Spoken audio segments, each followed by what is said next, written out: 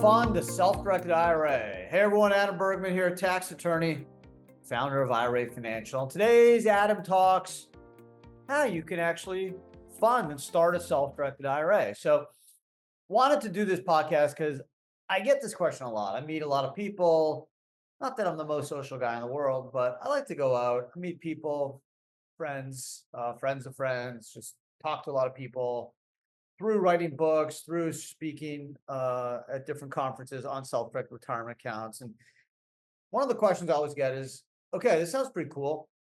I can take control of my money. I have freedom, investment, independence, like awesome. How the hell do I fund one of these things? Like, how do I actually start? Okay, I can go on your website, your app, and I can answer some questions. I have an account. Cool, great. How do I actually get money in there so I actually can have some fun doing investment? So that is today's podcast, how you can fund a self-directed IRA. And there's three ways. That's it. It's easy. First is through contributions, right? In 2024, you could put away $7,000 or $8,000 if you're over 50. And we'll start traditional IRA, Roth IRA, SEP IRA, simple, right? For a traditional IRA, if you have no access to a 401k at work, and a traditional IRA means a pre-tax IRA, then no matter if you make $1 million or 50 million bucks or 100 grand, you could put money into a traditional IRA and get a tax deduction. If you are married, if you're single, and have access to a 401k at work and you make more than $87,000, you cannot make a pre-tax IRA. You still can make a Roth, which we'll get to in a minute. If you're married, filed jointly, and you have access to a 401k, you want to make the IRA contribution, and you have access to a 401k at work, and you make more than 143k, then you cannot do a pre-tax IRA.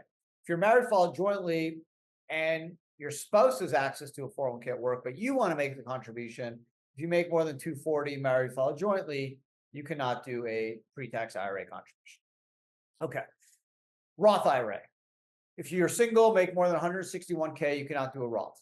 If you're married, filed jointly, and make more than 240, you can't do a Roth. But starting in 2010, there are no income limitations for conversions. So you can do what's called a backdoor Roth IRA, which means you make an after-tax IRA contribution and you just convert it to Roth. And since it's after-tax to Roth, there's no tax. Now, so long as you do not have any other pre-tax IRAs outstanding, that conversion would be tax-free from the after-tax to Roth, okay?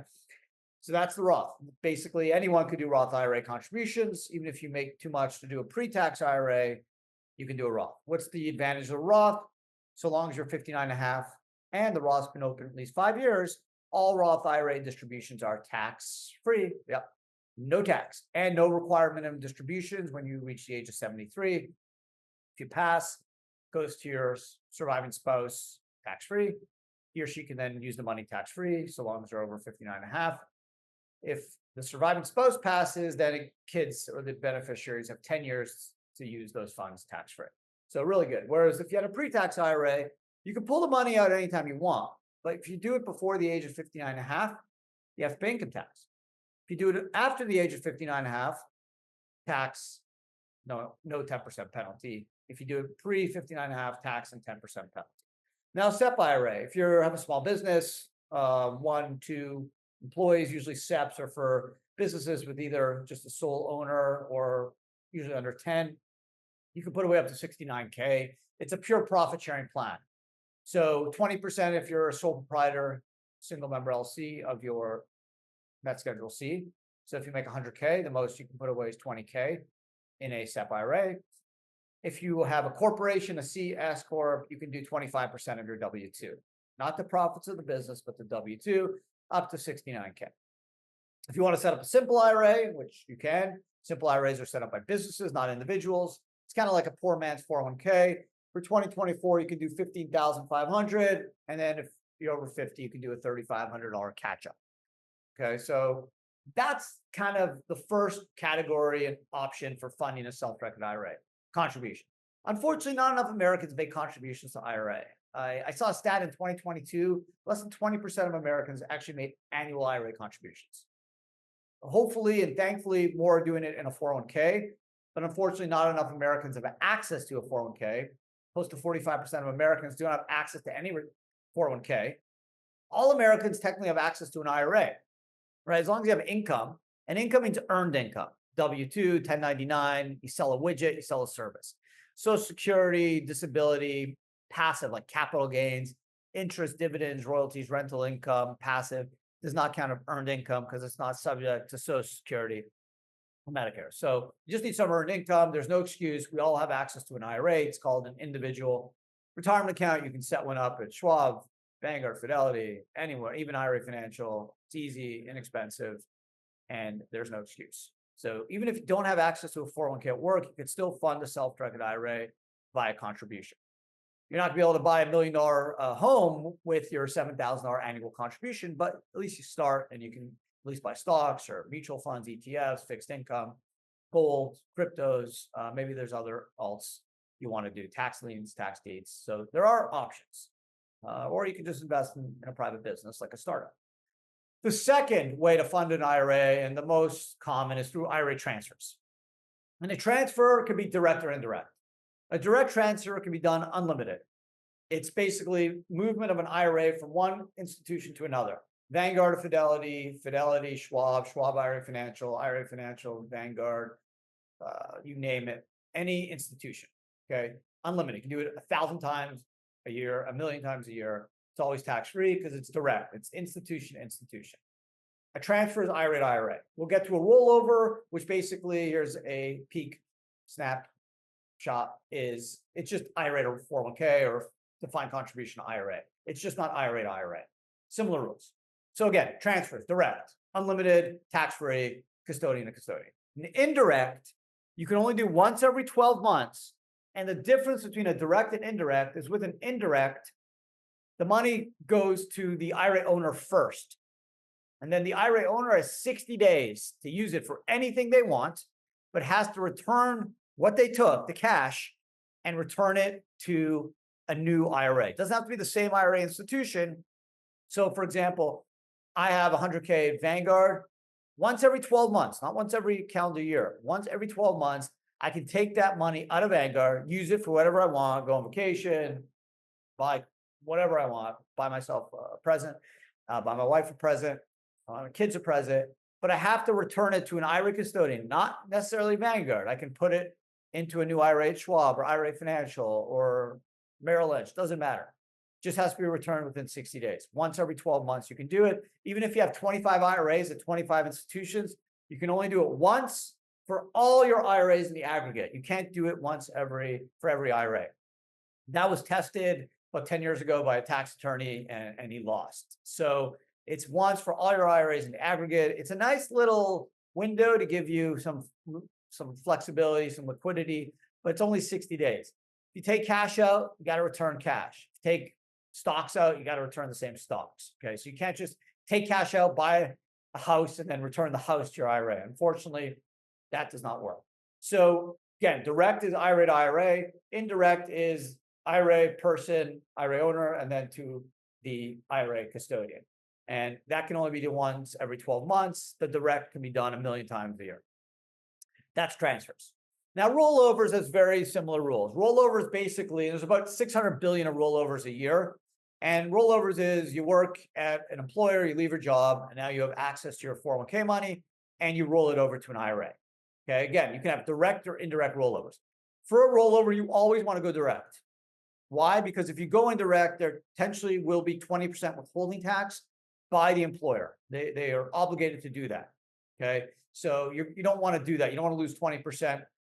In order to get that 20% back, you got to make up the contribution and then get the money back from the IRS. Don't want to be in that situation. If you need the money, just roll it to an IRA and then take a distribution, a hardship or taxable distribution, but at least you won't have the 20% withholding tax that you would with a indirect rollover from a 401k. So rollovers are very similar as transfers. You can call them the same. It's just technically a transfers IRA to IRA and a rollover is IRA to defined contribution plan. And a defined contribution plan, 401k, 403b, 457b, even a defined benefit plan, it's just not IRA to IRA. So direct, again, unlimited. You work 10 jobs a year, you leave all 10 jobs, you can do a direct rollover to an IRA as many times as you want. I strongly suggest not to do indirects unless you don't care about withholding tax. you can do that, but in order to do an indirect, you need a plan triggering event. Okay, so same with the direct rollover. Unlike an IRA, you can move money between IRAs anytime you want, whether you're 20 years old, 30 years old, 40 years old, 50 years old, 60, 70, okay, 50 times a day, 1,000 times a year, it doesn't matter. With a 401k, there's different rules. They have what's called triggering event rules, meaning if you're under 59 and a half and you're still employed, even though it's your money, you don't have access to it. It has to stay in the company plan. It's not an IRA where it's an individual retirement account where you have direct access and you can move those funds anytime you want. It doesn't work that way in a 401k. You either have to be over the age of 59 and a half or leave the job. Okay, those are the two main plan triggering events that will give you access to roll those funds over to an IRA or even potentially take a tax distribution. Now, if you are currently employed and are under the age of 59 and need the money, you do have some options. You can do a loan, so long as the employer offers a loan feature, which will let you borrow 50,000 or 50% of your account value, whatever's less. And then you can use that for any purpose, but you have to pay the loan back over 5 years, at least quarterly interest payments. It's a straight line loan. Principal and interest is combined. And interest rates is prime as per the Wall Street Journal, which as of July 2024 is 8.5%. Okay, so just keep that in mind. You can also try to get a hardship. And now, thanks to Secure Act 2.0, a lot easier to get a hardship. You basically can self-certify, but you need to have medical, financial, God forbid, something else. So you really need to have a hardship, and God forbid you have that. Whereas an IRA, you really don't need to show hardship. You could, and maybe it is to your advantage to show hardship in an IRA, because what a hardship does is it gives you access to the money, but you save the 10% penalty if you're under 59 and a half. If you're over 59 and a half in an IRA, the hardship doesn't help you. In a 401k, the hardship will help you because it's going to give you access to the money if you're under 59 and a half, excuse me. Because if you work and have a 401k at the current employer, you're not leaving your job and are under the age of 59 and a half, you're not going to be able to do a direct rollover. The only way to get that money out to use it is hardship. If you can satisfy a hardship requirement or a loan. Otherwise, you can't just call your employer and say, hey, I need 20K, send it to me. Doesn't work that way. An IRA, you could call IRA Financial, say, give me my money. No problem. You may have tax and 10% penalty, but it's yours. Okay. 401k doesn't work that way. So just keep that in mind. Rollover, that's why rollovers and transfers are different. Rollovers, you need to either be over the age of 59 and a half if you want to roll over to an IRA or leave your job. If you are currently employed and are under the age of 59 and a half, you will not be able to do a rollover to an IRA. You can do a hardship, you can do a loan, but you're not going to be able to get that money into an IRA. If you're over the age of 59 and a half, or you leave your job, which is the most common components of a rollover, is then you then have access to the money. And most people want to do a rollover to an IRA, whether it's an IRA at a traditional institution or IRA Financial, is because you have more investment options and you have more freedom. And do you really want your money stuck with your former employer, right? You left, maybe you even left under great terms, but you want more control. You don't want your former employer to like force you into doing certain investments. You can buy the same investments on your own, cheaper probably, at a financial institution. You don't need to deal with your employer, right? Every time you need money, you got to call your old employer up and say, hey, can I have a distribution? Like, no one does it. I'm not saying no one does it. It's not common and it doesn't make a lot of sense. The only people that tend to leave the money there is people that don't even realize they either have money or are too lazy. So you don't have to be lazy. You just need to open an IRA and do a direct rollover once you leave your job or over the age of 59 and a half. So that's today's podcast. Again, just to recap, 3 ways to fund a self-directed IRA. You can do it through contribution. A self-directed IRA could be an IRA, a Roth IRA, a SEP IRA, a simple IRA. You can even do a health savings account or a covered account. You can alt asset investment options for those types of accounts. Now, if you have an IRA at a traditional institution and want to go self-directed because you want to diversify or do alternative assets, non-publicly traded securities, gain more control, freedom, invest in things you know and trust, cool. You can just go direct, unlimited amounts of times, tax-free. If you want to do an indirect, meaning you want to use those funds for 60 days to play around with it, that's your prerogative, your total freedom. But you only have 60 days. You can only do that once every 12 months. If you want to do a rollover and you are under the age of 59 and a half to an IRA, you're going to have to leave your job. If you're over the age of 59 and a half, you can generally just pull the money out of your IRA and do a direct rollover to an IRA. be cautious about doing an indirect rollover to an IRA because you could get stuck with a 20% withholding tax, which may be unnecessary and may not be wise. So just be cautious. It's very common, far more common to do direct rollovers to an IRA. It's very uncommon to do an indirect rollover because you're going to get slapped with basically a 20% penalty. That's it. I hope you enjoyed the podcast. I hope you now understand the 3 common ways to fund a self-directed IRA. It's easy. And whether you want to invest in alternatives or just want to do traditionals, you can take the same rules for funding a self-directed IRA and apply it to just funding an IRA. Same thing, right? There's no difference in a self-directed IRA and an IRA. Same rules. The only difference is a self-directed IRA will let you do alternative assets like non-publicly traded securities, whereas a regular IRA at a traditional institution, you're going to be relegated to just investing in the investments, the institution markets, because that's how they make money. So hope you enjoyed the podcast. Hope your summer's going great. If you like this podcast and are looking for more relevant information on this topic, check out our YouTube channel at IRA Financial. There's thousands of videos, thousands of podcasts on basically every topic under the sun relating to self-directed IRAs, solo 401k plans, alternative assets, IRS rulings, notices, or current events / cases on anything self-directed. So have a wonderful day. Thanks for hanging out, and I'll hope to see everyone again next week.